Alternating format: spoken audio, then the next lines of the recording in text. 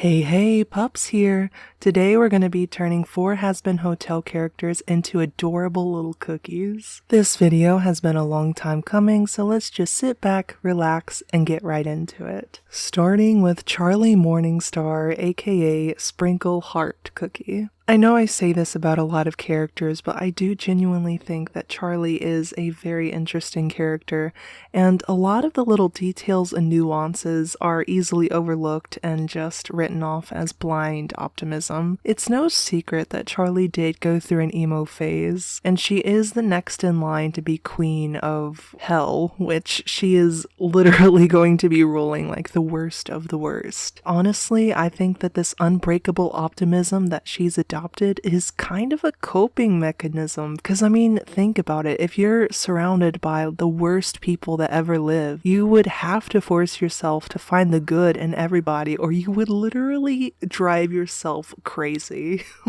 This overly positive, optimistic, kind personality really does belie all of the negativity and dark thoughts that she struggles with inside. Now, whenever I went to turn Charlie into a cookie, I pretty much knew what I wanted to do from the get-go. I knew I wanted her hair to have the little cloud shape so that we can incorporate, more of the little rainbows and the cutesy stuff that is very much part of Charlie's personality, or at least the personality that she puts on. And I didn't actually intend to quote-unquote borrow any features from cookies that already existed, but whenever I was looking at my sketch, I'm like, the way that her hair flips and her eyes, it kind of reminds me a lot of Affogato Cookie. He turned out to be a really good reference, but unlike Affogato Cookie, she doesn't want to be evil. I was pleasantly surprised at how well Charlie's design translated into CookieRun. Like, of course, you do have to do the style shift, but in that, it felt like she didn't really change. Like, it felt like the core of who she is stayed the same. And I really appreciate that you can look at this character, you know exactly who you're looking at, and she also doesn't feel out of place. Minus the fact that I went a little bit too hard on some of the finer details that I probably shouldn't have worried myself with. I could actually see her being in a CookieRun game, like legit. And this goes for every cookie that I design, but if you have any ideas for alternate movesets or artifacts, leave it in the comments below and I will feature them in future videos. So this is Sprinkle Heart Cookie in all of her optimistic glory. She is a light magic support, so her basic attack is just a little poof of sprinkle dust that lowers enemy attack, and it stacks up to 5 times, but it does have to recharge like Rise ability. And her special summons magical rainbows. Yay! All allies get healing over time and elemental resistance. Whenever her friends are in danger, she has to pull all the stops. Her ult comes the Warrior Princess. I didn't draw this mode, but I imagine that she would kind of like take on her demonic form and punch as hard as she can, and regardless of where they are, all of your allies are healed for a percentage of the damage dealt, and doubles everybody's movement speed. Hey, when the Warrior Princess is on the field, everybody's got a call to arms. Next up is Vaggie. In addition to being Charlie's companion, she is also a former exorcist, which means that she's very military-minded. She's blunt and not afraid to tell the truth and just say it like it is, even if it's at the expense of somebody's feelings. And while she's very efficient, she doesn't really understand how to have fun, and doesn't feel like she's able to help people in the way that Charlie wants to.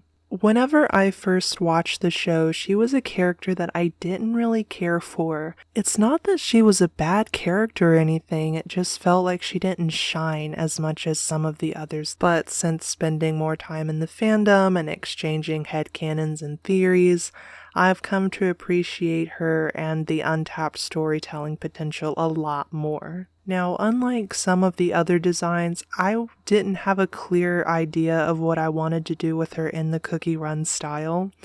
I knew that I wanted to have some kind of Latino or Mexican dessert, And the first thought that I had was actually this thing called conchas bread. And it's basically this really hearty, kind of sweet bread, and it has like little scallop designs in it. And I'm like, oh, the scallops would be really cute for her wings, because part of the thought all along is that her ultimate would be some kind of, transformative thing where she would gain her wings and be able to fly, kind of like Sugar Globe. And the more that I designed it, the more the concha spread just made me think of like an under the sea type of theme, and it just didn't feel Vaggie, So I talked with some friends and we agreed on churro. Now, I understand that churro cookie probably already exists, and honestly, there's hundreds of cookies that exist and more being made all the time.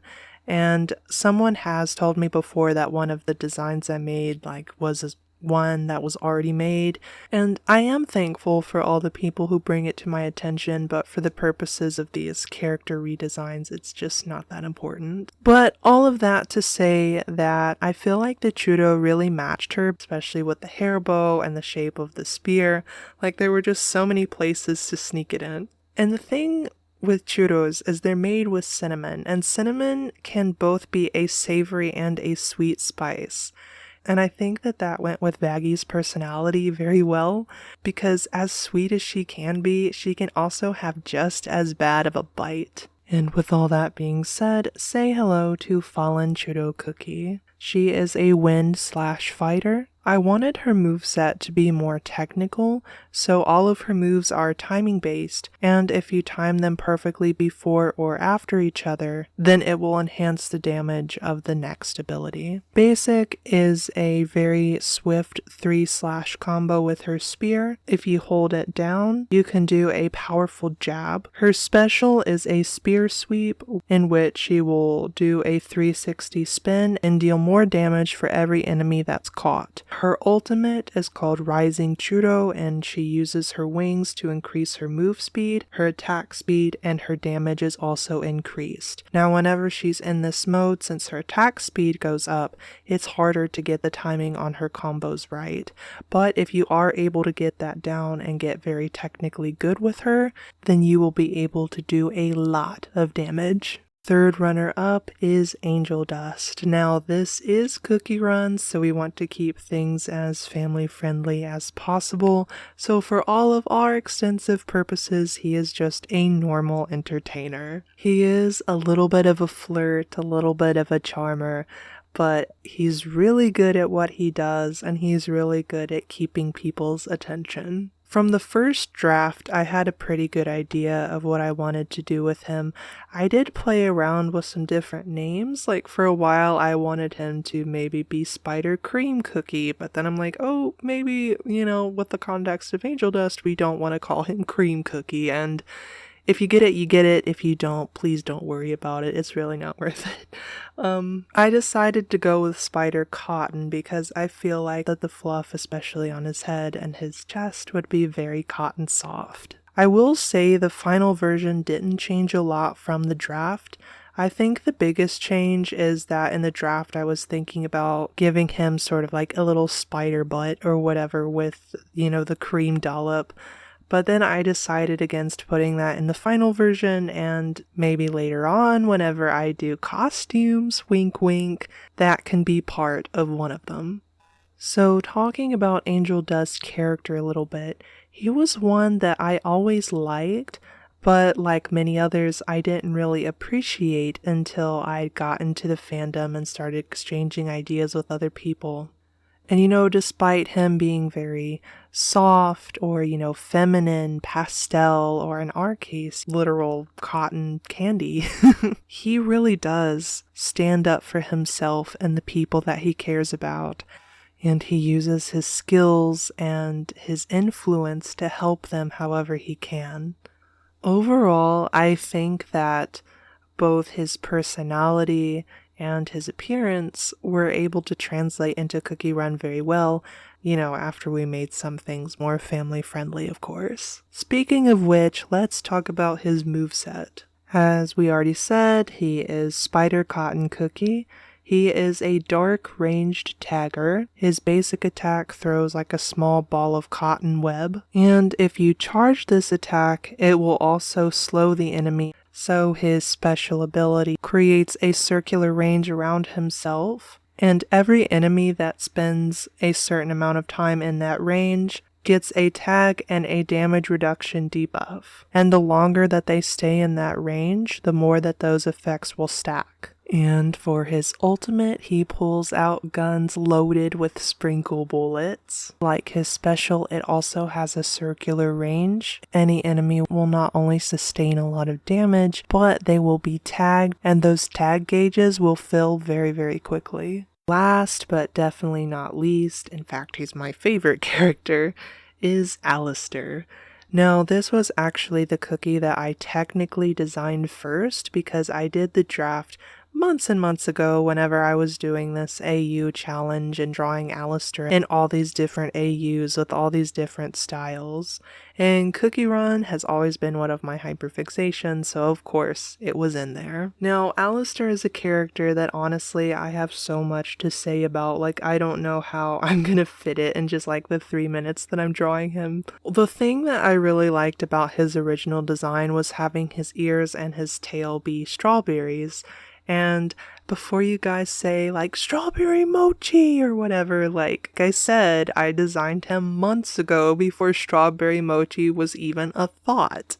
If anything, Devsisters stole the idea from me, which is very unlikely, but you know, one can dream. And I will say, I don't think that the final version changed a lot from that draft. If anything, I feel like the art style got an improvement more than the design. Because as I've mentioned, the art style is something that I've always, kind of struggled with because it's not something that I normally draw. While I do still have some struggles, especially with coloring the line art, my god.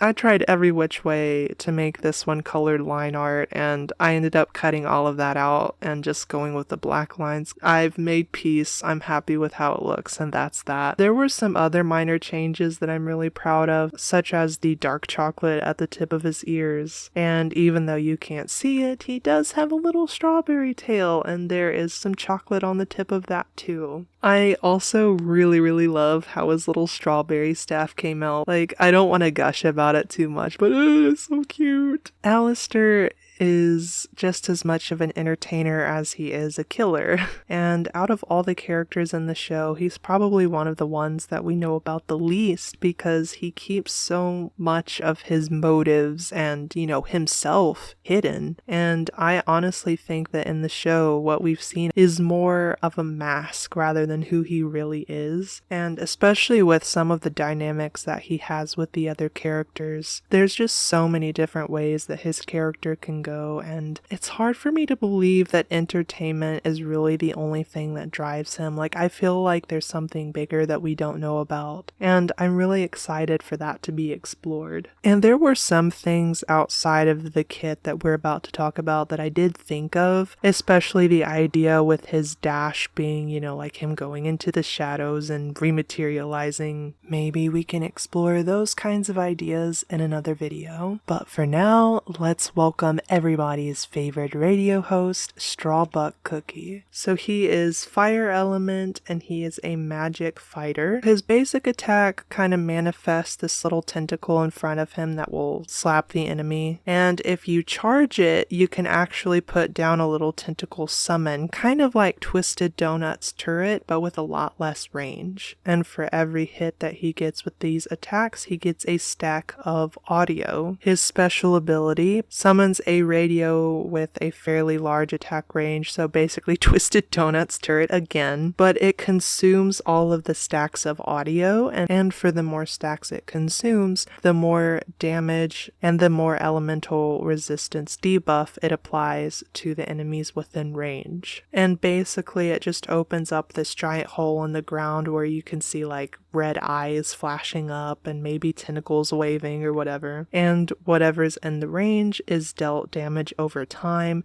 and it rapidly fills his audio stacks. So the thought is that while the Abyss is active, he would be able to summon 2 or even 3 of the fully powered up little radios to deal a lot of damage. So there's all 4 Hazbin Hotel characters translated into CookieRun with their own movesets. And like I've said multiple times at this point, if you have any ideas for alternate movesets or artifacts, let me know and I will feature them in a future video. Also comment and let me know which one was your favorite, what you liked about the designs, what I could improve on, so on and so forth. These designs were honestly really fun to do, and with all of these, I've been really happy with how little I've had to change, and it feels like that they're very true to themselves, like they've pretty much just been sucked through a portal from their dimension into CookieRun, and boom, here they are. But with all that being said, you all have a blessed day, keep being awesome, I will see you in the next video. See ya!